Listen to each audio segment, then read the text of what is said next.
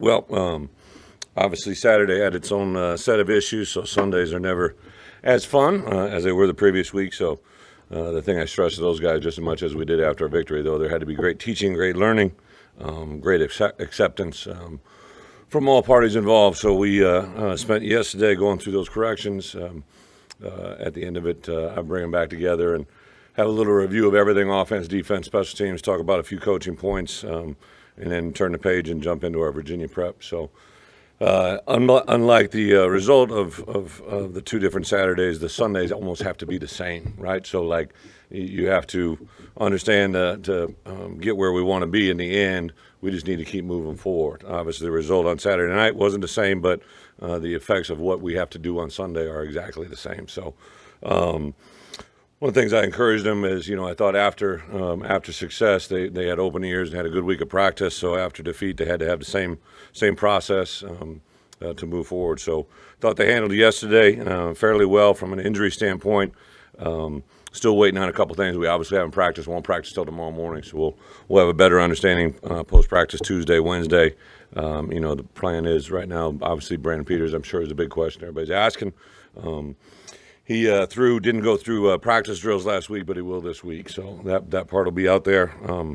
Whether or not he's available on Saturday, but to be determined yet. He hasn't fully cleared to take contact. So as we go forward, that's where we're at there. A couple guys got banged up. We still haven't had a final determination with Keith. So obviously a good player that nothing significant. He's not gone for the season. It's just a matter of how well his body recovers to come back for us this week or the following weeks thereafter.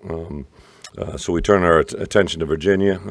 Have tremendous respect for Coach Mendenhall. He and I have known each other for quite a while. Kind of have a lot of the same beliefs, same thoughts. As I began to understand their preparation last spring, really looked into what their program, followed a lot of their news feed, and he has three core principles that marry a lot of the same things that we do. You hear it repeatedly a lot from their players. He obviously took over a program at Virginia, has really turned the tide there. I believe they're 18-2 in their last 20 home games, so they're doing a tremendous job at home, which we're traveling to for the first time as a staff with our group of players. So a tremendous task in front of us. I think offensively, they played 4 different quarterbacks on Saturday, and it sounds like they plan to do the same throughout. They kind of have a quarterback package, and they have a little bit of a different offset Wildcat-type package that he calls those guys football players, and that's exactly what they are. Offensively, I think they're led by their slot receiver, number 4, Billy. You hear him talk about him quite a bit in his press conferences. He's a guy that embodies everything that they believe in. And on the flip side, defensively, Bronco's a defensive guy by nature and a guy that takes a lot of pride in the way that group plays. Their free safety, number 29, I believe his name is Joey Blunt. All right, he is a very, very talented player, kind of controls everything. You can see they play better when he's in charge out there. So have some new specialists, have a transfer in from Florida as their punter, a couple other transfers, one on defense side of the ball, tight end on offense. So they kind of like us have sprinkled in a handful of transfers that have affected their game for this year. So very excited about the challenge. I think our guys will buy into the week of preparation. We'll see where we can go from there. I mean, you haven't practiced yet, but it sounded like last Monday maybe Chase Brown would have been likely to play on Saturday. Did you have a setback throughout the course of the week? No. Chase is he will be cleared. He'll be good to go this week. At least he is into Tuesday's practice. So if we're seeing any issues going into the week, which I don't think will be, he'll be cleared. Bret, we talked a lot about football 101. And you talked to your guys yesterday. Were there some of that stuff that when you looked at the tape from Saturday that needed to be talked about? Just about, the football 101 covers a lot of different things. We talk about everything from first down to fourth down, situational football.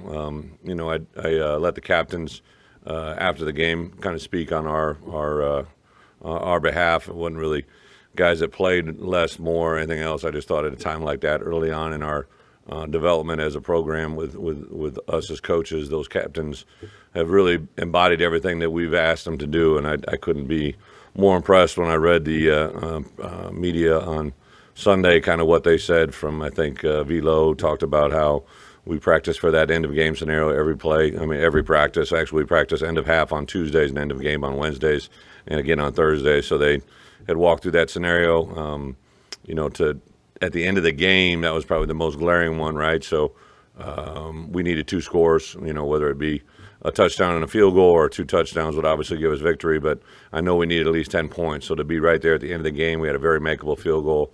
One of the things that gets lost in this performance, kind of disappointed he didn't get anything from a Big Ten recognition, but James McCourt, kicked himself into history on Saturday. But as is the case, you don't hear about those through defeat. So that kind of went bypassed everybody, but he'd hit a 53 and a 52-yarder already. But the biggest hit of the day was obviously, I believe, a 34-yarder, 32-yarder to put the game within a touchdown.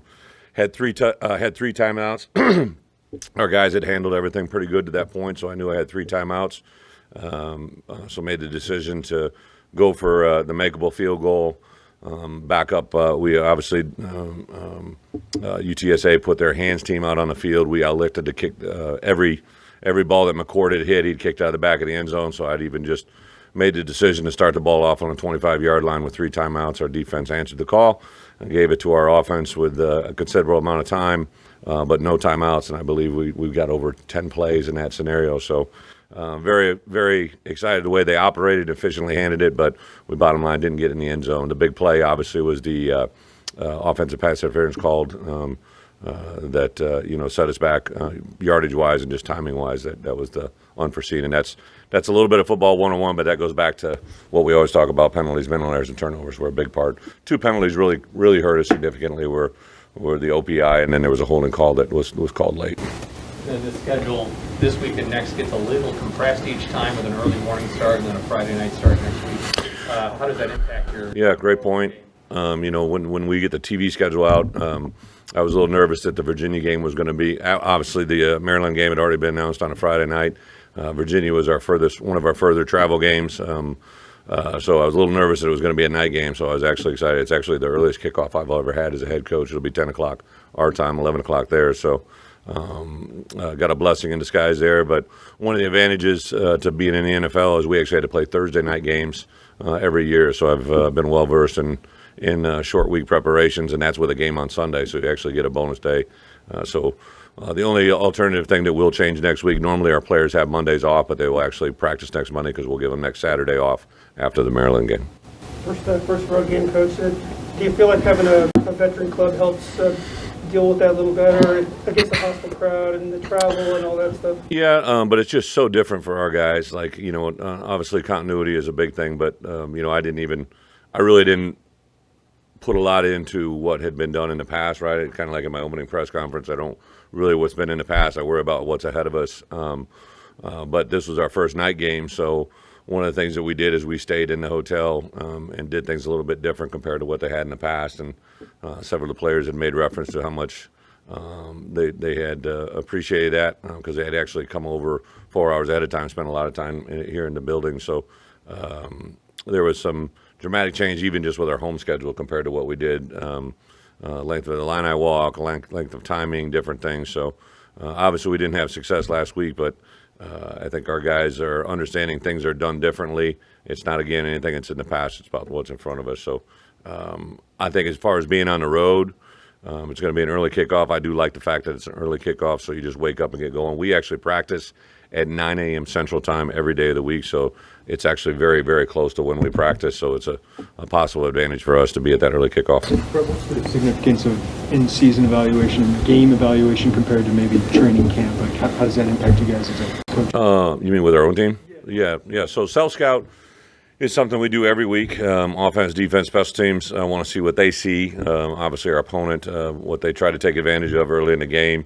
Obviously, it was our second game where I can't believe we're already at game 3, right, out of a guaranteed 12. So to be approaching a quarter of the way into a season is silly to think about because it's just flown by. But we have to be aware of what our opponents see and what they possibly could do against us.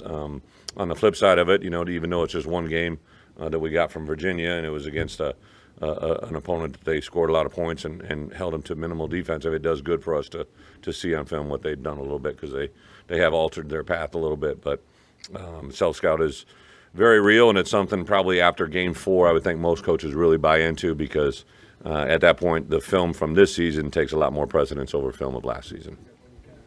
make changes if you make any big changes? Oh, no, we'll make changes. You obviously saw Josh McCray. You saw an increased awareness of number one in the game plan, DJ Barker in the game plan. Defensively, I think you saw some new defensive faces in there. Obviously, to lose C.J. Hart was a huge deal, so that was going to naturally bring transition at the linebacker position. And then obviously because Chase Hayden didn't play and Chase Brown, both of those guys were out of the running back room. But I had made a decision to start Jakari and go with those first couple plays. Actually on Thursday afternoon, Friday afternoon, installed it. So that was new to the guys, but it really wasn't new to us as coaches. But we've seen Julian have some packages on the offensive line. Is there a thought to get him more involved with that spot? Yeah, so one of the things that we did early on in fall camp, Julian Pearl is a very, very, very talented, very long, very smart, great football IQ, good awareness. He's engaged. He really was a guy that was having a good fall camp.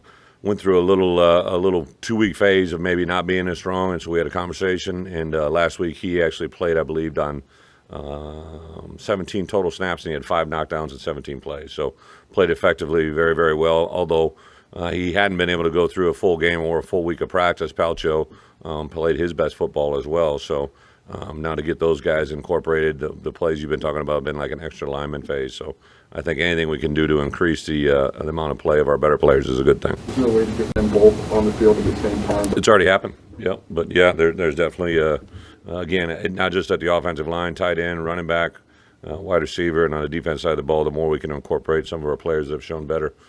Josh McCray is a guy that, right, even though it was just 5 carries, he showed us something. I mean, he's really the guy that brought a little bit of juice when we were down by 14 that had an immediate impact not only on the guys on the field but the guys on the sideline. How tough is that when you get behind early to try and come back instead of taking a lead early or having it be tied? Yeah,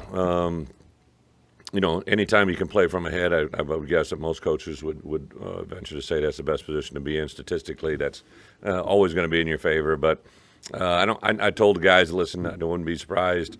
At some point early in the game, we faced a little bit of adversity, so I don't think it came as a shock to them.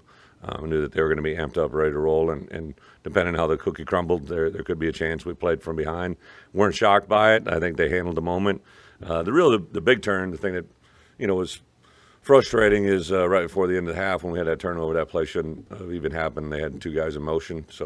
But I told the guys, breaks are going to come our way. You just got to be able to handle those breaks when they come. Injuries in your opening statement. You mentioned Saturday Mike Epstein wasn't able to finish the game. Where's his status at, or is he still going to concussion, or do you know yet? I didn't know Mike didn't finish the game. Mike carried the ball, I guess, on the last third down play at the end of the game because of the protection issues and where we're at. He didn't finish. Mike is a guy that's been on a maintenance plan since we've been here.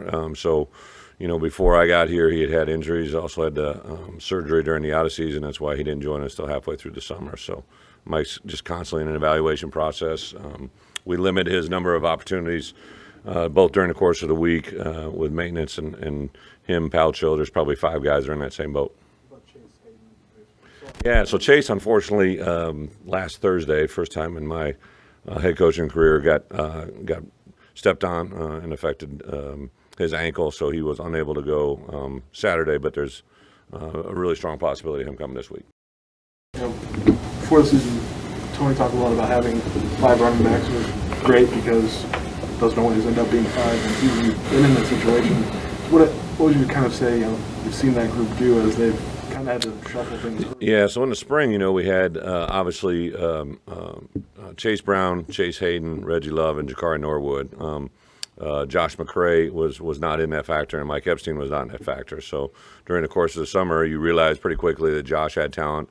Obviously, Mike had shown on film. We just didn't know what he had brought to the table. So now you're actually in a situation where, you have 6, and then a guy like Jafar Armstrong would actually play running back at Notre Dame. 7 guys on your roster who look like they could play Division I football. So we just haven't had all those guys present for either one of these first 2 games. So, whatever number that ends up being, but I still feel very, very good about our running back numbers and the talents they have. They're all kind of a little bit different. And we'll just kind of, as coaches, I think we have to make sure we piece together a plan that takes advantage of each one of them. Brandon obviously clearly won the quarterback job. When he's healthy, is he your starter?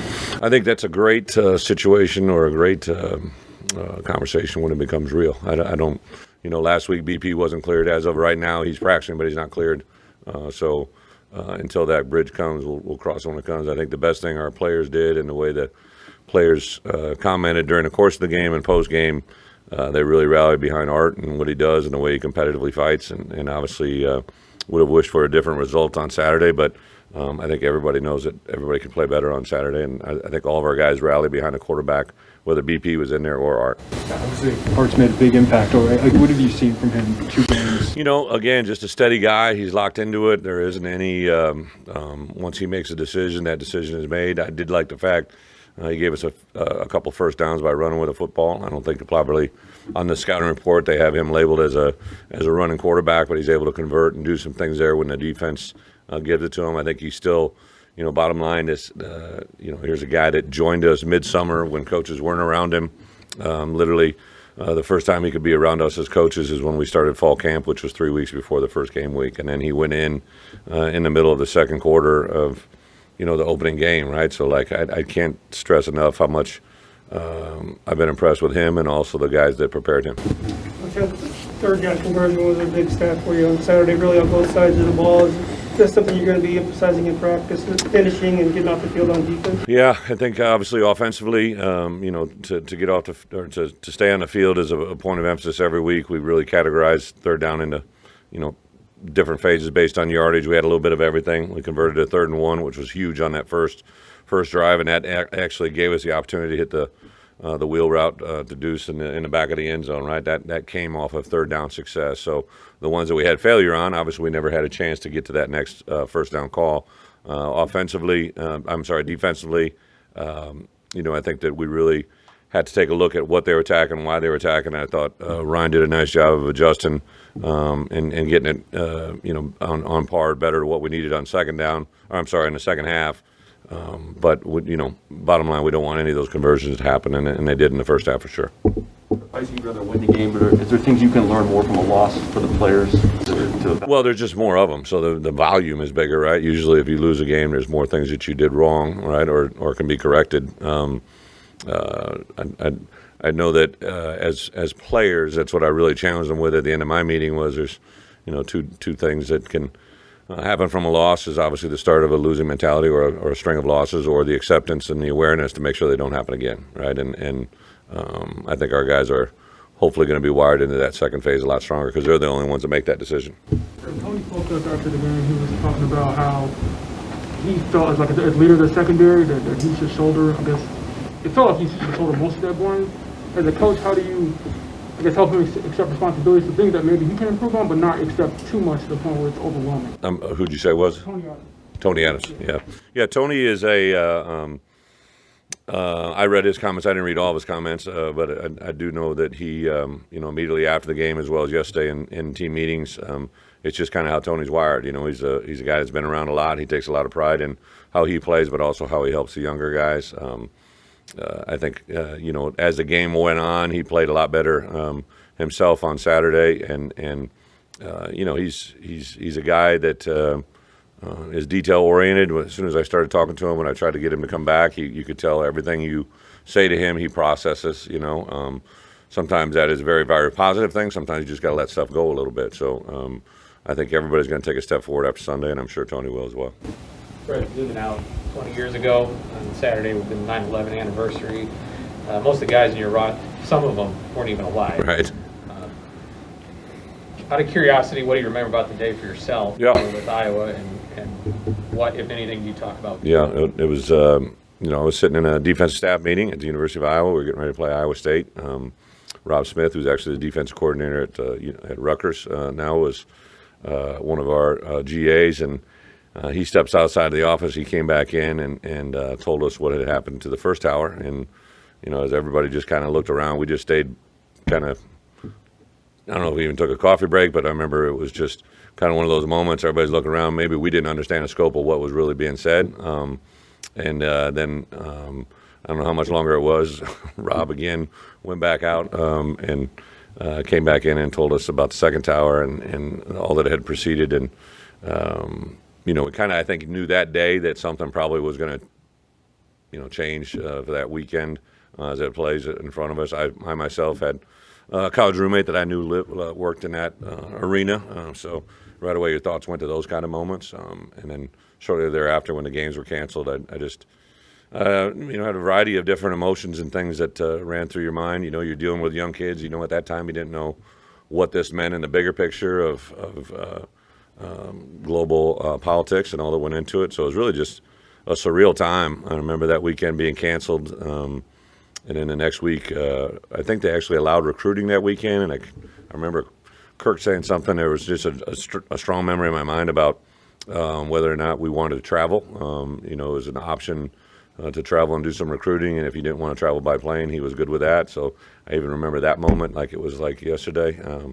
So yeah, there's a lot of things that go into it, and one of the things we've tried to do since I've been here is, understand that this is bigger than just a football game, right? So we'll talk about holidays, we'll talk about memorials and different things that are in the bigger picture, and I'll ask kids to explain it, or I'll put it up on the board and talk about a history lesson. Difference between Veterans Day and Memorial Day and stuff like that. So it's something that we'll definitely take pause and mention as the week goes on. When you do these Sunday evaluations, do you find that the communication, win or lose, whatever the result is pretty good? Yeah, I was actually impressed. Our offensive communication by far was much better from game 1 to game 2. There weren't any issues that we had. Just a simple thing, it doesn't, it kind of gets lost in the shuffle, but at the end of the game, for us to be able to play the scenario out as we did, to have 3 timeouts, which mean you didn't have to burn anything before then, was absolutely critical. And a million different things. Unfortunately, we had to go through. It was interesting, right? So we're playing Coach Mendenhall, and he took over. I believe it was in 2016, right, at Virginia. And I looked back at some of his articles throughout time, and then I've listened to a lot of his interviews, and he talked about. He lost to a FCS team early in his first year there, and really described how that became a turning point where they moved their offices in the stadium, and he talked about protecting his home, and since that point they've gone 18-2, and I thought about, as a coach in transition here, I had to endure that on Saturday, and as much as I didn't like it, or don't appreciate it, don't understand it, don't want to accept it, it's real, it happened, and if I ignore it like it never happened, it's never going to be something you can learn from. So we definitely had to take that and move forward. And communication is something that, in my opinion, has to be ironed out before game day. If you wait to game day to figure those things out, then we're going to be in a world of trouble. I apologize. When I meant by communication, we heard a lot from Ryan today of, hey, that's my fault. I didn't put you guys in a good enough spot. Like, do the players appreciate that, hey, the coach is evaluating me? I never give our coordinators how to talk to their players. I listen to them. When the way our meeting rooms are structured out, there's a team meeting room and there's a defensive meeting room. So I went into the offensive meeting room and listened to Coach Peterson talk to the offensive players. So obviously, I didn't listen to Tony.